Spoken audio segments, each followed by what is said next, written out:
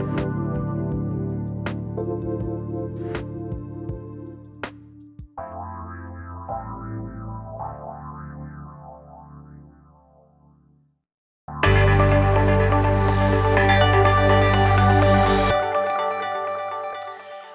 everyone, and welcome. I'm Jennifer Bloome, host of Soul Wisdom Abundance, Create Wealth Through Spiritual Health here on Transformation Talk Radio.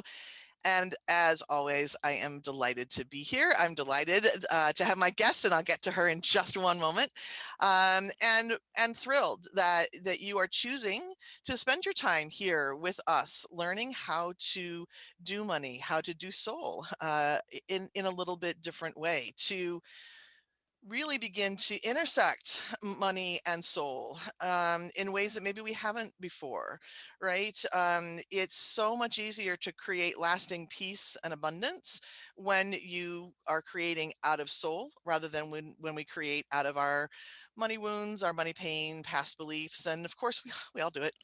Even those of us who know better, we do that from time to time, but it's a matter of really being able to recognize it and shift and get back into consciousness. And, I've been really concentrating on developing and connecting with my soul money relationship recently. Of course, it's the work that I do, but I've really been working on deepening that connection. And the thing that I've noticed is that in order to really get that nice strong connection, you have to root your beliefs in soul. And maybe that sounds a little bit odd, but it's a little bit, it's like gravity, right? You can't just sort of use gravity.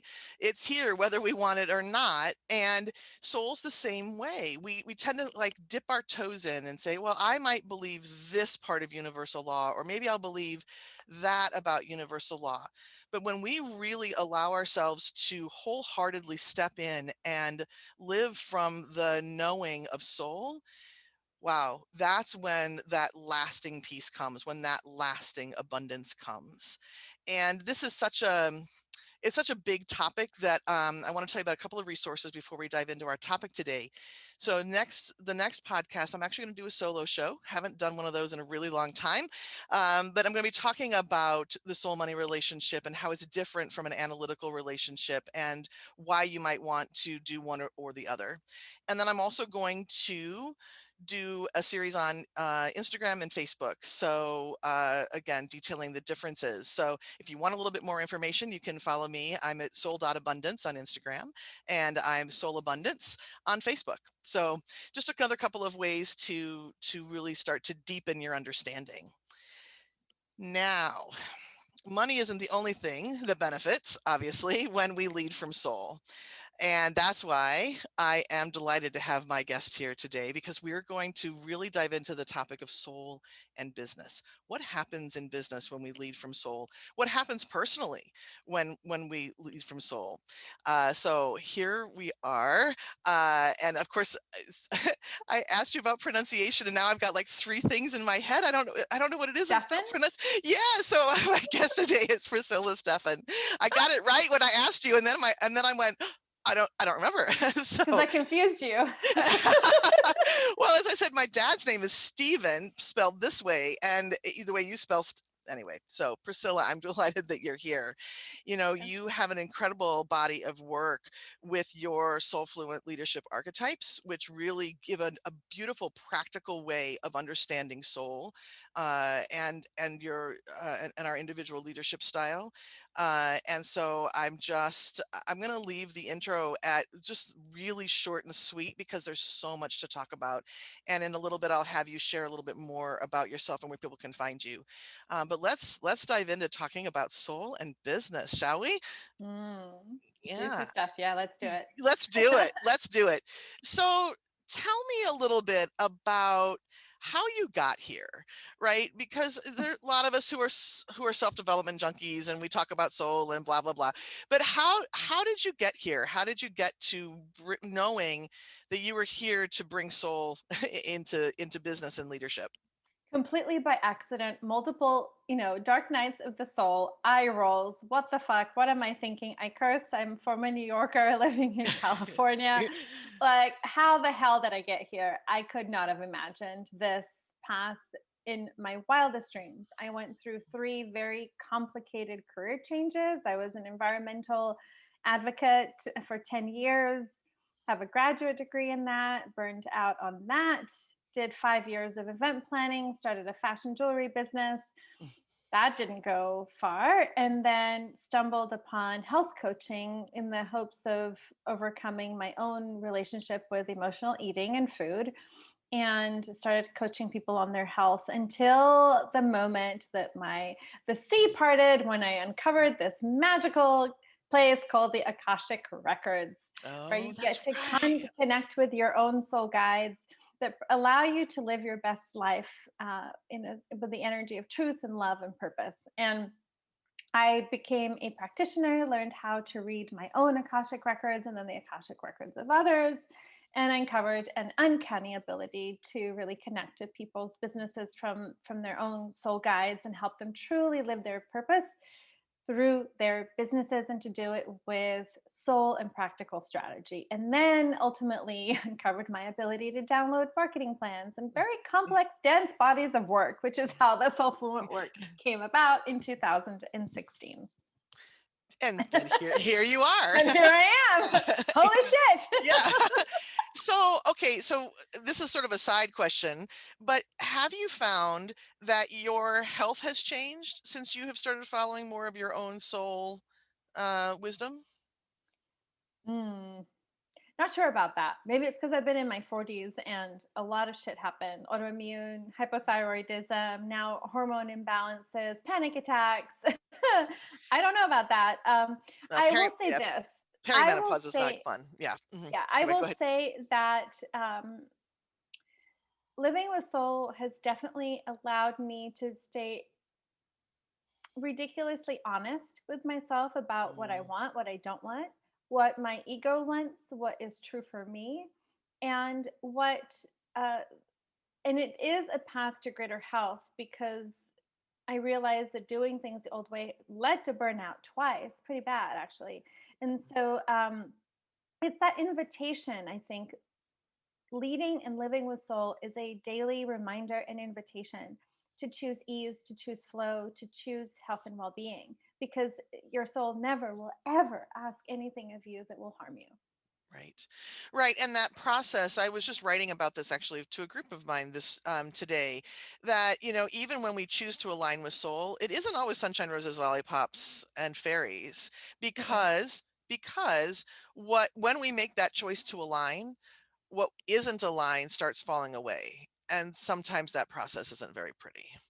It's Right. messy as all fuck. Let's Yeah, just put it. Okay. yes, let's just say it that way.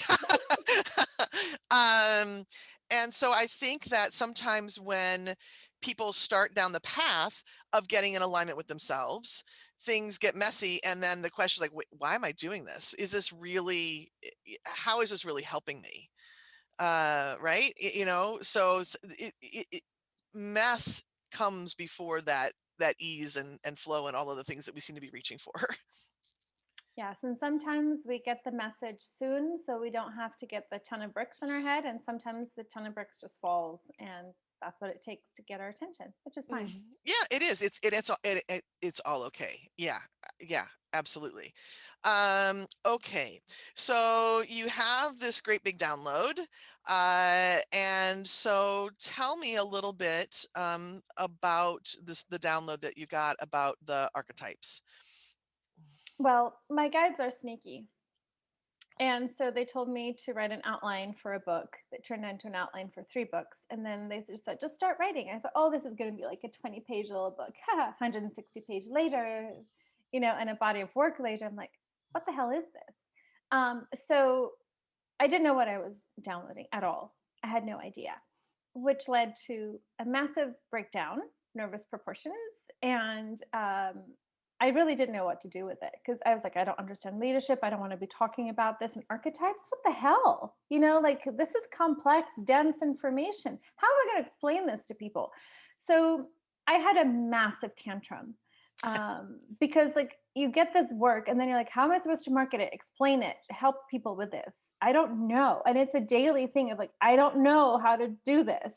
But I knew that if I didn't do it, I would regret it. And I knew that I would grow as a result of befriending this work that I really didn't kind of sort of resisted greatly doing. And so now, 4 years later, it has shaped who I am. It has helped me understand the 6 or 7 different phases of what I call the leadership evolution, from an awakening to those dark nights of the soul, which for me lasted about 18 months to almost 2 years of questioning everything, thinking I was a loser, having to redefine my identity with myself because I felt like my work was so much of who I was. And if I wasn't attached to work or this, like, who am I? But then coming out of it, it really gave me peace and strength because I was consciously choosing to lean into this work and to choose it not from a place of ego or how much money can this make or how big can this business be, because it can go so big. I was like, no, let's. And so it was really that soul. It was like a soul wash cycle. I've never put it that way. I went through the rinse and Yeah. repeat, and it Yeah. wasn't delicate. It was heavy duty. And I've So, seen the machine like tumble, when you get when things oh, are it like out shook. of balance. Yeah. Oh, it shook really badly. Yeah. And so, but it has been incredible to see myself and how it's changed me and understanding myself, that I don't have to work so hard. I don't have to try so hard as a mystic archetype, of which is there are 5 main archetypes in this work: the mystic, the visionary, the strategist, the explorer, and the divine feminine.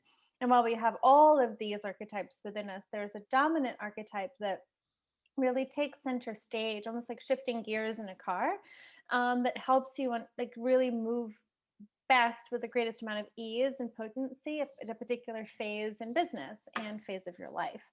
And so I'm a mystic, which means I channel shit, I hold space for people, and that means that people in my space just transform. So, good news, I don't have to do as much as most people tell you have to do. I just need to stay focused and in my own lane. And so this work can be really, really potent and in highly enriching.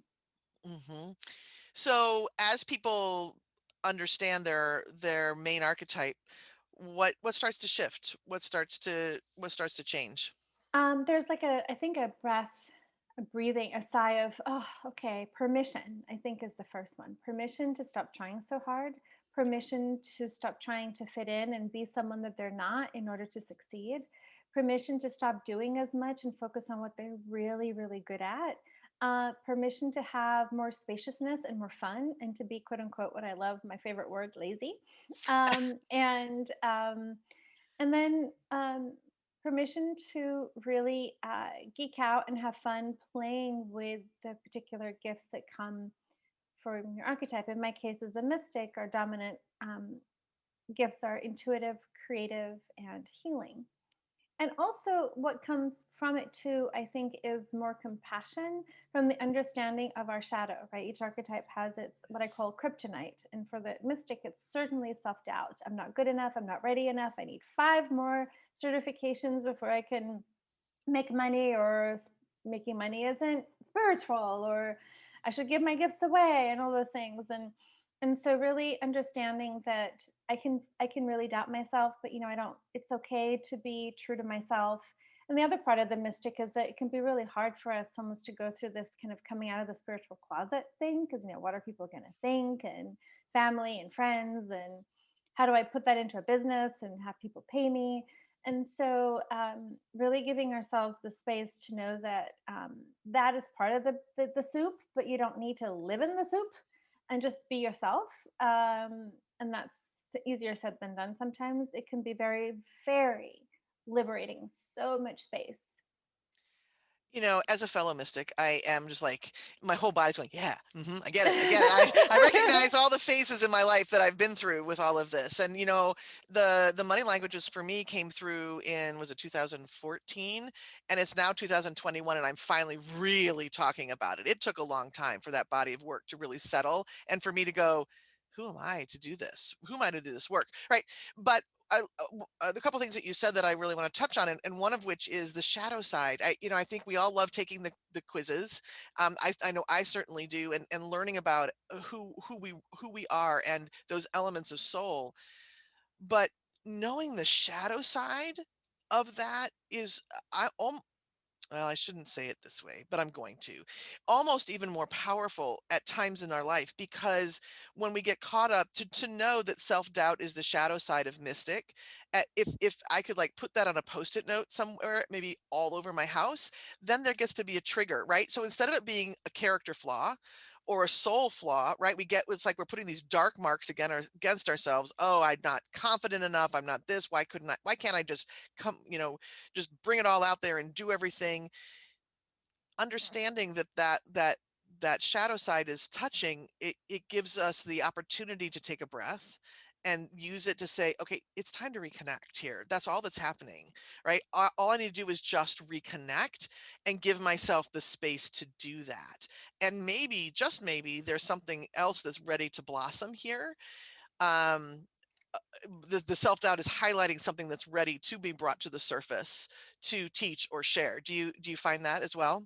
I think that that is a wonderful approach, and just permission to know that we're not broken, that there's nothing wrong or to fix, because otherwise we can spend hundreds of thousands of dollars trying to fix the problem when it's just like, look, sometimes this can come up, and look, here's a different question to say, okay, is this really true? Do I really need more? Am I ready to give it a try? And oftentimes it's just we're afraid. We're afraid of what people being rejected or ridiculed or misunderstood, right? And so oftentimes I think that self-doubt can, and sometimes it can also be, well, I actually do need to hire someone to help me with my messaging, or I don't know my packages, or maybe I do need to understand why something like this package, for example, can be this price, and how do I convey that, in language, and so there's the practical and there's the mindset piece, which is fine.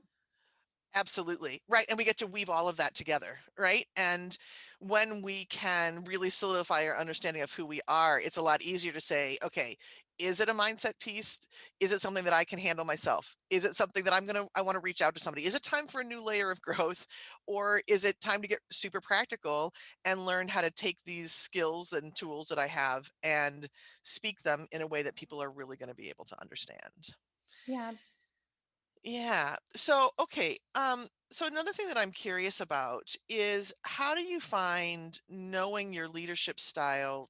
How does it change personal life? Not just, we tend to talk business, and of course this is a money show, so we tend to talk a lot of business here, but personally, I think it has a huge impact as well. It does. I think it speaks to confidence. I think it really speaks to one of my new favorite phrases is staying in your own lane. That you're not comparing yourself, and you also like, this is me. This is my jam. This is how I roll. However, whatever expression. Like, I know I'm a mystic, and there is so much power and confidence in knowing that my strengths are my superpowers. Truly, I know superpower gets used a lot, but it really is my innate ability to create deep transformation, and it's the tools that allow me to feel very fulfilled in what feels like a purpose driven life. And that means that I use my intuition, I use my skills in the Akashic Records, I use my tools to ask questions, to just listen with no judgment and let people come to their own answers and go, oh, wow, like that's deeply transformational. Or I can have an insight or say something. And it's just like, oh, yes. And so it gives me the confidence to know that I already have baked into me everything I need to be incredibly potent and successful and therefore abundant. And so it's about, okay, what am I like? I love how you said reconnect. How am I tapping in and living from the energy of my strengths? And so that I can, allow that to be really showcased and highlighted in my packages and my messaging and in how I position myself. And that those gifts are actually being applied and integrated in everything I do. All my work is based on the channeling and the holding space. I'm not a course creator. I don't like stuff content. Like, that's not my model. And also trusting that for me, I love to do high touch, in-depth work, and that's just how I roll. And so that means that all that spinning, wondering, guessing, doubting, figuring out goes out the window. I'm like, okay, this is me. How can I optimize, get the most juice out of this, and enjoy this, and trust that this is plenty for someone? And here's the thing for the mystic: once we learn to trust ourselves and our intuition more, which is a gradual practice daily, what we find is that we have so much more permission to just be ourselves, like just whatever is, be in the moment without having to plan or, overthink, because we're like, no, in the moment, I'm going to trust the energy. I'm going to trust what comes out of me, and it's going to be great. And that's enough. And it's magnetic. I think that, right? That when we know it and we know it's enough and we stand in that space, it's absolutely magnetic to those who resonate, right? With this kind of approach. Uh, yeah. So okay. So not to turn this into the mystic show. So Yeah. can you share a little bit more about the other you listed all of the Yes. other archetypes, but can you say just a little blurb about each one Yes. so that people can maybe recognize? And I know you have a quiz, I right? do. It is in the show notes. But since we're talking about it, can you tell people how to find the quiz so they Yeah, know who you they can are? go to priscillastephan.com. It's right there on the homepage, or priscillastephan.com/quiz. In 3 minutes, it'll give you your the archetype that you've been leading from. And then if you opt in, you'll get the free archetype guide and more questions and information to support you in integrating your archetype moving forward. So the mystic is dominant gifts are intuitive, creative, and healing, and they're here to elevate consciousness and create harmony and well being. The kryptonite is self doubt, and the way to move past that is really being authentic and trusting your gifts. There's the visionary, who's here about disrupting the status quo, Mhm. and really creating more efficient systems that create a better world. And the kryptonite at that is trying to fit in. And the key there is to be vulnerable and ask for support and not do Mm. everything yourself. Then there is the strategist that is here to, they're data and processes driven. Think of people in science, Mm. academia, finance. My husband is a software engineer. Like, think of like really people that streamline really complex data and information and streamline in the way that we can really understand them. Their kryptonite is also self doubt. And the key to that is to really trust their creative solutions. Then Mm. we have the explorer. Everyone loves the explorer. Explorers are all about possibility. Think of like Richard Branson, about possibilities, dreamers, connectors, and they love people, and they live experientially. They live and lead. They go out and try things right away. They, if if the mystic is, I don't know about this, the explorer's like, how quickly can I dive into this? Their kryptonite is just being a little bit too heady and feeling disconnected, and so it's really important for them to have a tight inner circle. And then there is the divine feminine, that's all about creating and leading collaboratively through community and through equity. So I'll stop there. Yeah. Oh, beautiful. Okay. So, do you find that when people take the quiz, do they tend to have to blow up their business models, or is it more about tweaking? It's more tweaking than they would imagine. And then it's just about really honing in on their strengths and creating a business model that truly reflects their cycle of business and season in life, because sometimes it's not just about growing or expanding. Sometimes it's about downsizing or simplifying. The people that I work with, they want one thing: spacious growth. Oh, that's a fantastic phrase. I am going to borrow that. Spacious growth. Because there's so many times when the hype comes in and says, you need to create this much, there needs to be this much money, or you need to touch this many people, or you need to have this and you need to have that. And that just makes me sit in my chair, and if I'm not crying, I'm just like, I don't even know where to start, right? But that idea of creating growth in such a way that it allows me to be the mom that I want to be. I've got adult kids, but I'm right, still mothering, and I've got my dog and my 3 cats that I regularly mother, right? So I get to express that piece of myself, and I get to be in relationship with my husband in a different way, and I get to disappear out into nature the way that I need to recharge. Holding space for deep transformation takes a lot of recharging for me. So that spacious growth is really beautiful. Yeah, it's the people I work with. They are deeply committed to their work, but their work is a part of their life. It is not their life. Yeah, love that. Love that. Okay. So we've done a lot of chatting about the big picture view, and we're going to go to break here soon. But when we get back, we are going to step into the practical. And I've been looking forward to this so much. We are going to, when we come back, we are going to do a little mini session for each other. I'm going to identify one of your money languages. We'll talk about what that means. And then, which is money languages, is one more tool, right, to understand who we are and how our soul loves to express. And you're going to share another archetype for me, right? Yes. So I can't wait. I can't wait. I think we'll start with you since we've been talking that, and then we'll finish with the money languages. But Sure. fantastic. All right. So you all are here, and you're listening to Soul Wisdom Abundance on Transformation Talk Radio. We're going to take a quick break, and when we get back, we're getting practical. So stay tuned. We'll be right back.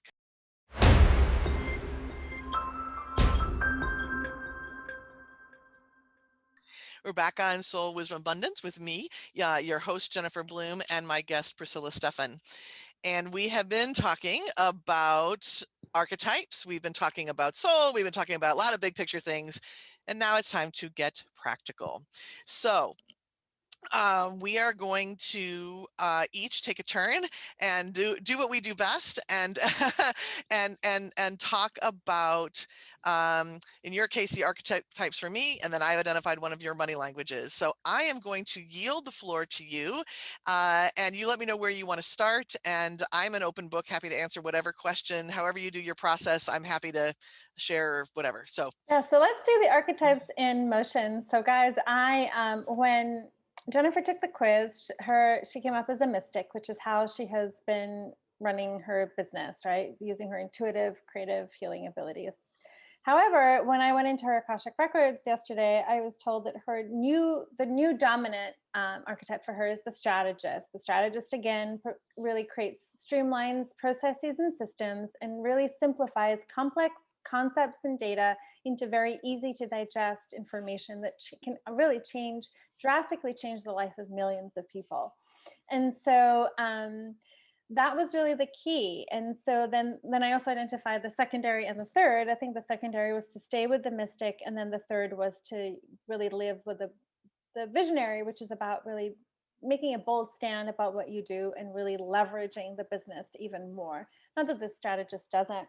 And so really, when I think of, when you shift gears in this, what this means is, like, how does this impact your message, your business model, your marketing, specifically how you're running your business, and in your case as a team, because strategists really, they don't always like to be the front of the business, and so they really know, and they're designed to work well with teams to really get the support, right? They do their thing, you stay in your lane, and then you get the rest of the people to finish the process along, almost like an assembly line, like you do your thing and then you hand it off. So, distribution, fulfillment, what have you. So as you're thinking about a project right now, is there anything where you're like, well, how can I apply the strategist? And let me open your records as you're thinking about that to see if there's any actual guidance in particular. oh Okay. wow, gosh, okay.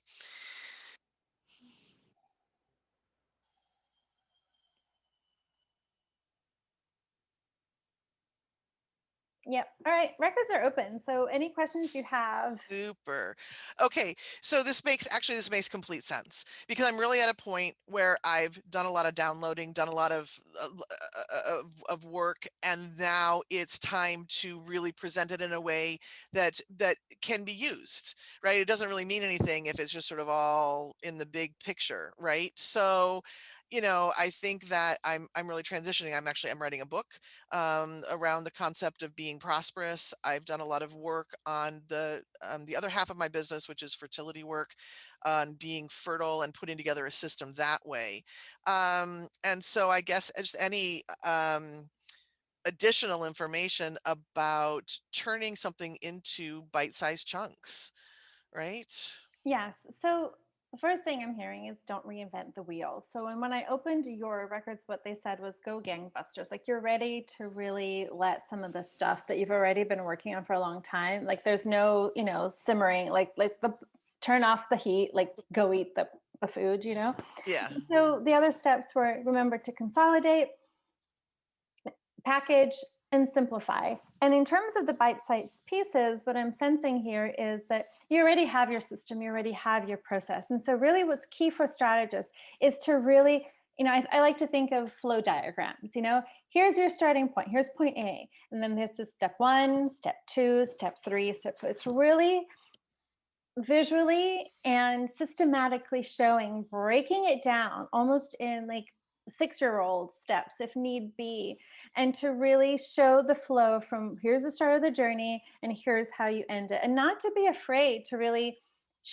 lead with, oh gosh, you're supposed to be paying me for this, but here's what I'm showing you, from the get-go, in your marketing, in your sales page, like, because strategists have very creative solutions that are unorthodox at times, and how they tell, and I know this because your fertility is both the practical but also the energetic Right. component, right? Right. That's what makes it so special. So trusting that is going to be key, and leading with that and illuminating how that is different, helpful, better, more, can provide greater results. And so not being afraid to really visually showcase, like, this is what's possible, this is what most people tell you, fertility can give you. And there's a specific thing here for fertility for a reason. And so, what have people tried? What hasn't worked? And why is this helpful? And really giving people that behind the scenes look of what is available to them, because then they can start to connect the dots and to see how they can get from point A to B. And it's really, strategists are incredible teachers, right? Show them, teach them, guide them through the process. You're holding their hand every step of the way, and remind them that it's, no matter how hard it's been, how complicated it seems, that if you just follow the steps, it will work for you if it feels like the right approach. Does that make Yeah, sense? it does. And so here's where I get stuck. Okay. So for moving like between mystic and strategist, right? For me, mystic is again that very high touch, deeply transformational, highly personal. And I can recognize I can pull out the steps that I'm doing, but again, it feels very individual approach. The strategist comes, to really lean on that strategist that says, put together the strategy. My brain wants to say, well, it's not just one way, right? There's all of these steps, and where's the individual component? So how can I help that part of my brain understand the strategist in a new way? Here's the thing, you can think of the strategy as a process, you can call it a system or a paint by numbers. In the sense, it's just like there are certain steps that you, for example, if someone's going through fertility, that they will likely have to go through, right? Is Hmm. that true? Right? Hmm. It's just Hmm. like this, the process is the process. It's like going through a cleanse. You need to pre-detox, you go through the cleanse. Like, the process will not change. Trusting that the container is spacious enough and that the process is spacious enough that people will be guided, and with your help, to make tweaks as need be. But the backbone, I'm being shown, like, really truly the spine is the system, right? The spine is the process. And then you can let each person, like, each person has a spine, but they still have an individual body and their own rhythms. So you Love it. can still be incredibly high touch, and allow people to go at it at their own pace, and to be high touch and loving on them, while you are both on the same path of, this is the lane, this is the spine of it, let's just work the plan will work for you, and if you need to make some tweaks, you can, but other than that, they're good. Does that make sense? It really does. It It's a really does. yes and, It's it's a not an yes either and. or. Right. Yes. Yeah, exactly. Exactly. Okay. So that makes a lot of sense why I've also had this pull, and the brand new thing that I'm creating on the money side is a year-long transformational container. Uh, Love and it. and there are individual steps to go through within that container, and yet there's room for what each person needs, right? To be in that Tons of container. room. It's Yeah. spacious, systematic, spacious, strategic growth. Spacious, strategic growth. Again, that spacious growth that I love so much in the first half of this conversation. And it's that dance between, having, with structure comes flow, with structure comes spaciousness, right? Because the structure keeps you focused. And with that focus, now there's room to make it your own, to tweak it, to really integrate it. You're not just kind of flying by the seat of your pants. Like here's the spine, right? The spine keeps us upright, keeps us going.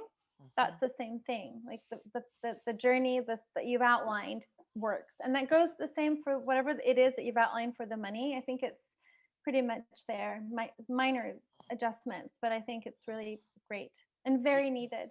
Beautiful. Beautiful. And just to wrap it around, just going back to the general, right? Archetypes don't give us it's not the full, how do I want to say this? We all bake, we all cook, there's a recipe, but it's not so regimented, right? It's like there's a little pinch of this and a little pinch of that, but that structure, when you know your structure, then everything that's flowing from you really can make a lot more sense, both to yourself and to the people that you're serving, right? And the structure builds trust that the people know where you're guiding them. And it's not like, oh, it's a system, like I'm a guru and you follow my system. No, it's a guiding through a journey, right? Like when you go on a travel trip, like a guide. And so the structure creates trust, it creates space, and it creates an allowance for people to find their own answers, because it's like kind of like with a child, I'm being told, like if you give them boundaries and those things, then they can really maximize each phase of the day.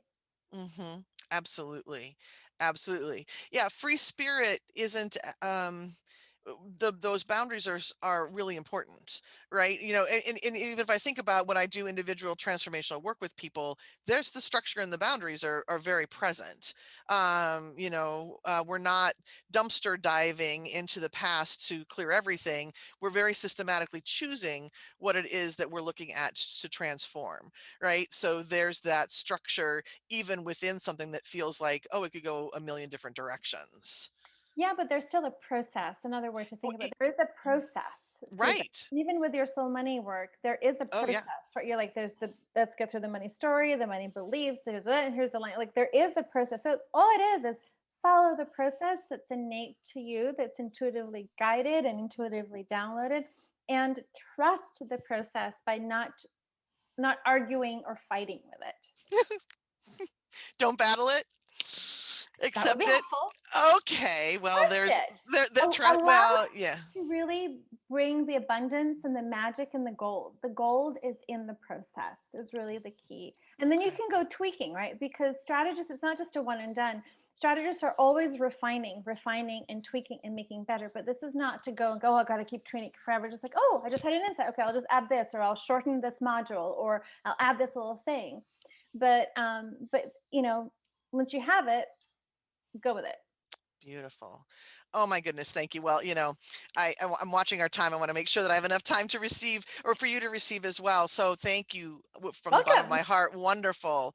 And just to let people know, the work that you're doing is something that you're sharing with me generously, is something that you usually do do you do this with your roundtable clients? Yes, with my Where do roundtable. The next one is April 9th, Okay. for 6 women. And we identified that next money making step in your business and how to do it through your leadership archetype, and identify if your archetype has changed from the quiz. So, yeah, it's very tangible and deep and rich. So, Yeah, beautiful. Beautiful. And they can find that at priscillastephan.com. Is that where they can find information? /roundtable if they For want to go that? straight to the roundtable. Yeah. Super. Super. Okay, great. Great. Anything else you'd like to share about how people can find you? And then we'll switch gears Yeah, here. I'm on Instagram, I think Priscilla Stephan, and then Facebook, Priscilla Stephan too. And I think that's all for now. And And I also want to say that when you join the roundtable, you also get the 60-page business guide blueprint on how to integrate your archetype into 9 core areas of your business: branding, business model, content creation, so much more. So you get so much out of it. I mean, it's just magic. It's the way I can put it. Yeah, it sounds like it. Yeah, it really sounds very juicy. Juicy. Very, Yep. very juicy. Yeah, Yep. yeah, yeah. Oh, goodness. Okay.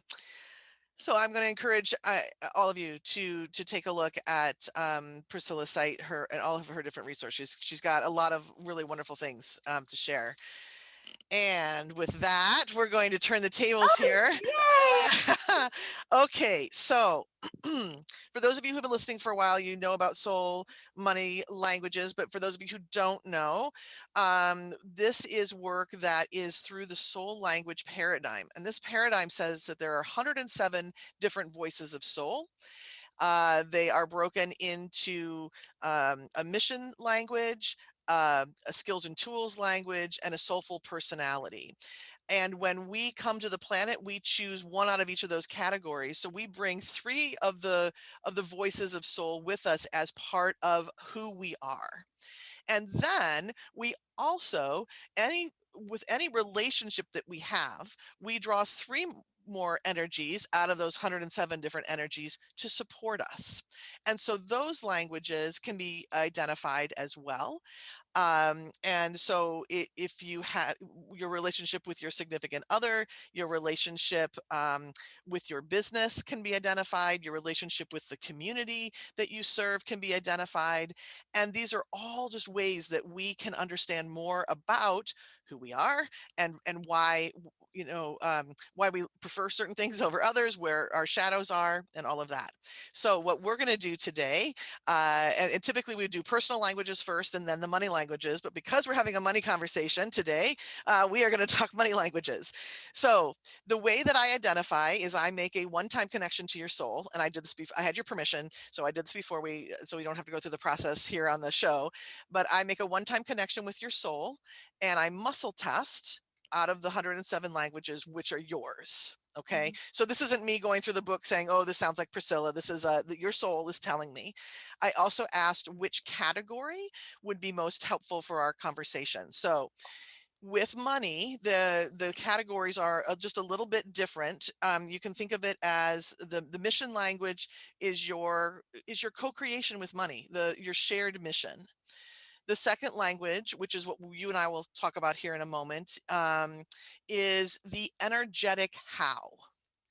So what's the behind the scenes? What's the energetic work that you're doing to allow money to be created? Right. Then the third category is the being state. What type of being state allows money to flow most easily for you? So what I will do is I'm going to give you the name of the language, and please remember, and as you know, with your work with this, we're putting language to the intangible. So please listen as a whole. Different words have different connotations, so try hard not to listen in. Like, for example, my personal language is capitalist. Ooh, there's a lot of connotations with that word, right? So just listen as a whole. I will tell you what the particular talents of this language are, as well as what you would notice if you were out of alignment or in the shadow side. So I will present it, and then we'll talk about it on the other side here. Okay. All right. So for you, your axiom of translation, the skills and tools, the energetic how for money is called constable. The sacred partnership money language's skill to create money is by bringing a deep sense of peace regarding the flow of money into your daily life. This language helps you speak the language of peace and money so that you have a fluid experience of money. Your energetic how of making money then is to make peace with your current financial picture of what you want to create and making peace with where you want to go. So the special talents of constable, you are able to feel the deep peace of money. And this is not about safety. Okay. It's not about creating safety. It's literally the peace that comes in this energetic flow. And you can lead yourself and others towards peace in their relationship with money. When you are out of alignment with this particular energy, you can end up finding a couple of different things happening. You focus on control of money rather than peace of the relationship. You decide how money must be in your life in order to have peace and are constantly checking in and seeing how money is not fulfilling the structure. You fight to maintain a relationship with money. You control others with money. You judge yourself in relationship to money. I had no idea. Of course I do all of that.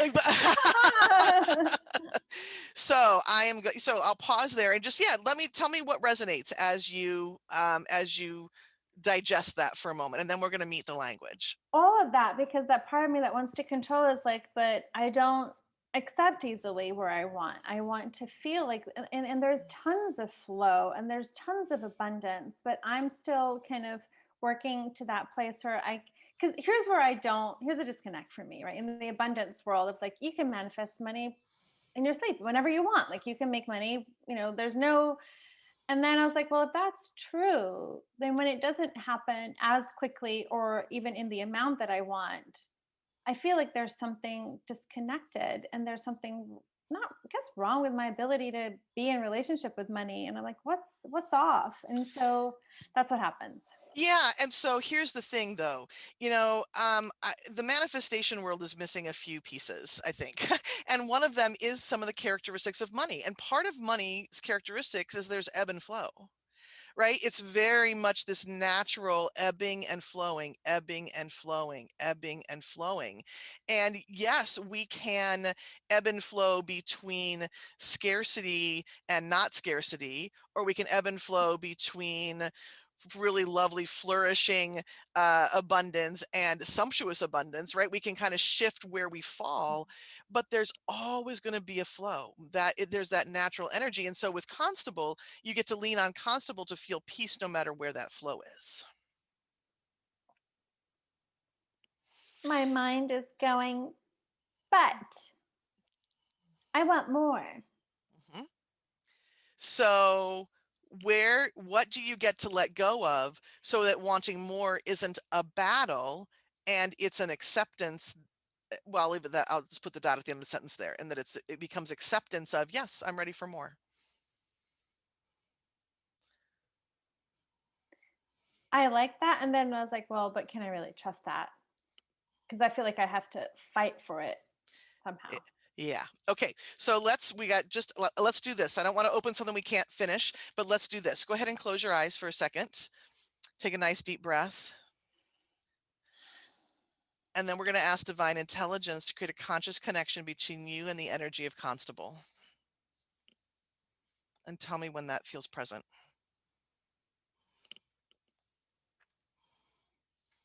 Okay. Okay. So what do you notice in your body when you tune into this energy of Constable? Feels like weird, like a T, like it just went down, like a well, like it's just anchored, like anchor in. Like, beautiful. Solid. Yeah. So what does this energy want to share with you about what it could feel like to not battle? It's sort of a double negative here. What does it feel like to connect and invite and allow that next level instead of fighting for it? It's already here. That's what it Yeah. feels like. So there's nothing. Like it's almost like you're going like, well, what's the point of doing this? You can keep expending energy. It's not gonna. That's right. It's the spinning wheels. No. Exactly, because the battle actually is resistant. It resists it, or it creates dissonance, right, between you and the flow. So I gotta keep going. I gotta keep going. I gotta keep going. Gotta push. I gotta push. I gotta push. All that does is it's like it's expanding the bubble that keeps the money out here, right? So when we can be in that place of peace about, all right, what's the next ring out? What's the next ring out of what I want? And if I were to stand in that ring and be peaceful, what does that feel like? What does that look like? How can I lean on my own skills when I get out to that point? Okay. So I love it. yeah. Other questions. So what else comes up as a question, and anything else come up as a question? Does the constable have like a? I think this is me fighting again. Like a way to speed up or maximize manifestation of money, or like any superpowers to like is it just to expand the receiving, or just to deepen in the piece of it? Okay, so here's the image that I see. So it gives a place, it creates the container to be filled. So in the battle, it's like you're taking your container and moving it over here, and then like digging your well over here, and then digging the well over here, right? Constable's superpower in your language, right, is to say, here is the well.